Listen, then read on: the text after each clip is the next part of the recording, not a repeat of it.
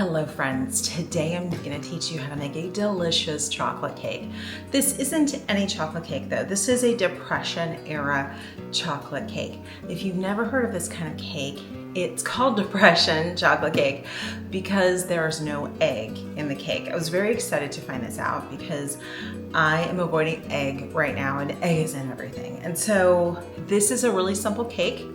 What makes this cake special is not only that there is no egg, but you're using baking soda and vinegar to get a reaction, to get the rise out of the cake. Now, if I were a perfect baker, I would not show you this, but I am going to show you this. So this is not a super high, fluffy cake. This is a shorter, denser cake. You could combine this and make one big layer if you wanted to. I like to do 2 layers. There's something really special about baking a cake for someone. For my kids, for their birthdays, I have always baked them a cake. It's not even about the baking of the cake. I think there's something special when you're a kid about knowing that someone cared enough to bring you a cake. And so that's always been my deal. I want to make sure my kids always have a cake. And so sometimes they'll be like, Mom, I want cupcakes this year or this or that, or I want to buy a cake from this store or that store. And I certainly do not take offense, but a lot of times in the past couple of years, my kids have asked me for this cake. So that's what I'm going to show you how to make today.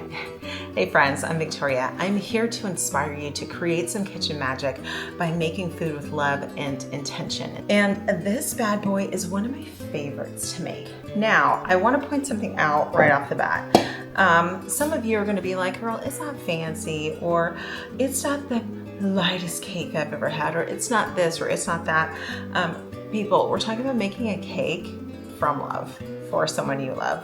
So this to me is more special than a million other things that you can do. This is a really simple cake to make. It's actually made with cocoa powder, flour, sugar, baking soda, vinegar, and some vanilla. That's it. So this is not a really complicated cake to bake. The one thing that I have noticed, because I baked this several times for birthdays, is that in August when I have both my boys' birthdays, is that it rises a little bit more than when I bake this in the winter. Like today, it's actually colder this week. We're having a little cold snap in Texas, and so I've noticed that the cake did not rise as much. Now go ask a baker about that. I don't know if that's normal or just my cake, but I would assume that it is normal. Based upon your humidity, temperature, all of those sorts of things, your food could have a different reaction. You could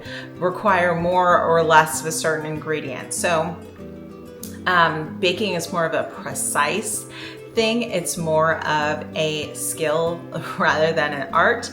So this is why, like, when you find baking recipes from me, it's pretty simple because I don't consider myself a baker.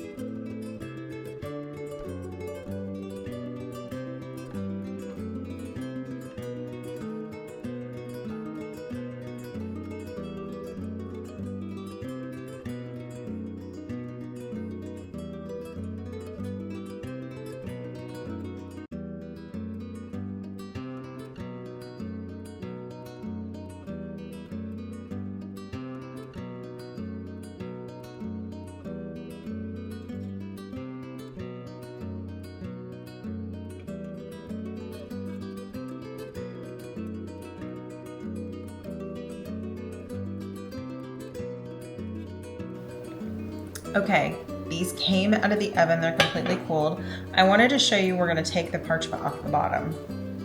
These are gonna go in the freezer. We're gonna cut the top off and actually, thank you.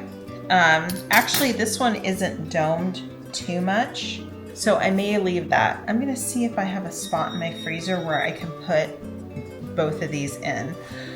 In the meantime, I think I'm gonna leave this one domed. Like, I don't mind if it's a little domed on top. This one's kind of funky. So we're just gonna take our serrated knife and we're just gonna cut off the top.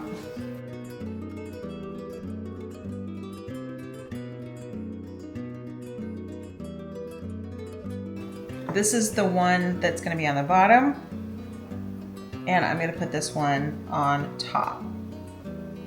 I personally don't care if this is a little domed. A lot of people do. And if you do and you wanna cut that off and make it perfect, like, you do you, boo, okay? So these two, I'm gonna put this entire thing into the freezer, and then I'll make the icing. This is a really easy frosting. We are just starting off with some powdered sugar, some room temp butter. This is actually almost melted. We're gonna add some vanilla, cocoa powder, and some water. Easy peasy.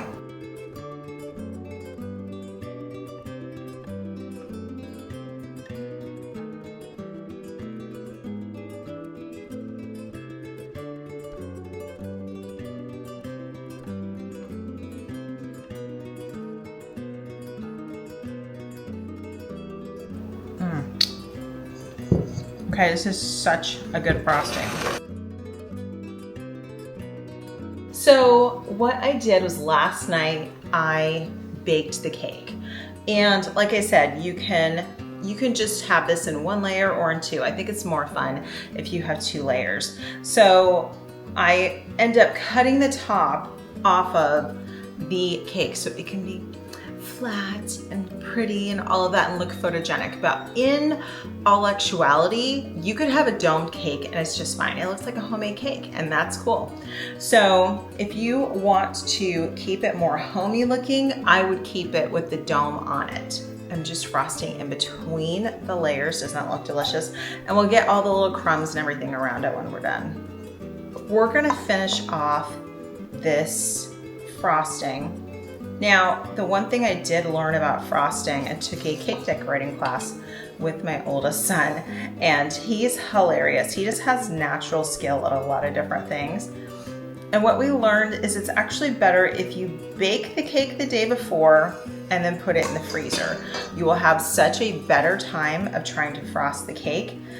And you notice, like, we're trying to get it a thick enough layer so that you're not getting a lot of crumbs on top. So you can always take some off later, but you want to be gentle enough with your cake that you're not wrecking it. And you can use, like, I have a cake plate here. There's also little cake spinners and stuff like that that you can get. I will include, I found this cute kit. I will include that below. But see, we have plenty of frosting left. So I'm just gonna do the sides and then I'm gonna finish off the top. Now, make sure you're pretty liberal when you're frosting this guy. And again, the frosting doesn't have a lot of stuff in it. But this is how I like to cook, with as few ingredients as possible, because that way it's just simple food. And simple doesn't have to mean boring. Simple just means it's really uncomplicated. And I kind of messed up here. I'll get that in a little bit. But we're just gonna take our time and coat the entire thing, and then we can always add more. My question for you is, do you ever bake cakes for your loved ones, your kids, your spouse, or whomever for their birthdays? I think there's something really special about it. So I always bake my kids a cake, or I offer. I'm like, well, if you want something else, we can get you something else. So I still do have a little bit of frosting left, but look how gorgeous this looks so far. In terms of a homemade cake, like, I'm not gonna lie to you. There are some people that decorating the cake is their thing. And I would say that it is not my thing. You know what is my thing? It's just cooking from love, making something simple and putting love and intention into it. That's my thing. And so it doesn't have to look perfect. Actually, I like it best when it doesn't, because then you know that it was homemade, right? Just like homemade Christmas presents. Now, I like to do a little swirly thing, and this is nothing fancy. I just think it looks cool to do a little swirly thing like this.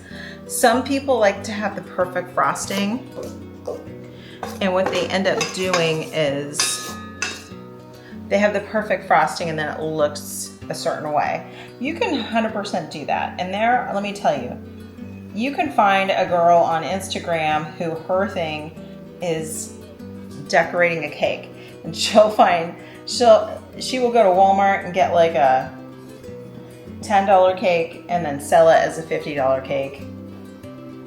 And if that's you, I'm not hating. I'm just saying that decorating is not my forte. So I think we're all done because we're out of frosting. Here's our finished product. Now this looks a little sloppy. I'm gonna clean it up a little bit before I take pictures and stuff, because I always take pictures at the end. This recipe will be on my blog, but what I want to encourage you is to mix this up any way you want to, okay? This is a denser cake. If you like a cake more moist, add up to 5 tablespoons of butter. That's right, you heard me. You can add like a half stick of butter, which I think is 4 tablespoons. I have seen recipes called for 6 tablespoons of butter. It's just a lot of butter, so I don't do that. But this one only has 1 tablespoon of butter, and it has the consistency of almost a brownie. I'm gonna go ahead and clean up the edges. I'm gonna take a damp paper towel, clean up the edges, and it will look fantastic. All right, friends, that's it for me. Thank you so much for joining me today. Thanks for making a cake with me, and I will see you in this next video. Be sure to share this with a friend who you think needs to know how to make this chocolate cake.